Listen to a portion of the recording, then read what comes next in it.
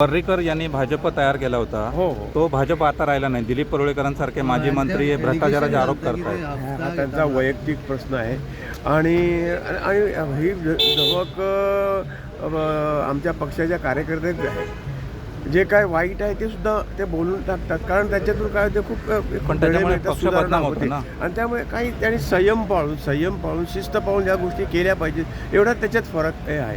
म्हणजे त्यामुळे भ्रष्टाचारावर बोलता कामा नये असं म्हणणं बोलता आहे. कामा नये. नाही, जे काय आहे ते योग्य प्लॅटफॉर्मवर ते मांडलं पाहिजे. हो, पण तर लोकांना त्रास होतो. कार्यकर्ता पार्टीचा कार्यकर्ता असल्यामुळे हे योग्य प्लॅटफॉर्मवर यावं अशी सगळ्याची अपेक्षा आहे. त्याच्यात अजिबात पर्सनल म्हटलं पाहिजे आणि आरोप जो केला की आताचे सरकाराचे हप्ते ताजे पर्सनल ताजो अनुभव त्याचा आसपास हांव ताजेर कांय उलोवंक शकना, परंतु हे डायरेक्टली आरोप करप हे हांव जे पक्ष शिस्त पाळूंक जाय इतलेंच म्हाका म्हणणें. थँक्यू.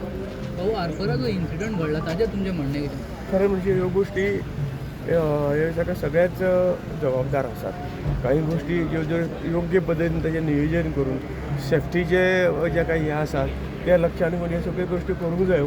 आनी म्हाका एकच दिसता की ह्या इन्सिडेंटान खूब वायट दिसलें. 25 लोकांचे जीव गेले आनी अशे तरेचे हे गोंयांक ही घटना खंय तरी गोंयच्या ट्युरिजमा पर्यटनाक कलंक लावपाची घटना आसा. म्हणून सरकारान हाज्या फुडें अशे तरेच्यो खंय तरी इलिगल काही गोष्टी आसा जांकां लायसन ना म्हणटा म्हाका कांय खबर ना लायसन ना किंवा अशे तरेच्यो ज्यो काही गोष्टी आसा ताचेर बंदी हाडपाक जाय. कारण गोंयचो ट्युरिजम गोंयचे सौंदर्य पळोवपाक ट्युरिस्ट हांगा येतात आनी ते टिकून दवरपाचें काम आमचें सगळ्यांचें आसा. त्यामुळे ह्याच्या फुडें प्रिकॉशन घेवप खूब गरजेचें अशें म्हाका दिसता. भाऊ who should be held responsible for these 25 death? तांची आतां कमिटी नेमिल्ली आसा, सरकार ताची चवकशी करीत आसा आनी आतां आरोप एकामेकाचे ढुकलापी आसतले, परंतु जाले 25 जीव गेले काय ना. पण ते भ्रष्टाचाराशिवाय शक्य झालं नाही ना. भ्रष्टाचारामुळेच झालं ना. मुळा पासूनच म्हणजे वयर आरोप प्रत्यारोप करून जावचे ना. आतां कोण खरो जो कारणीभूत आहा ताका शोधून काडून ताका शिक्षा बेगिना बेगीन करप हें करचें पडटा. थँक्यू.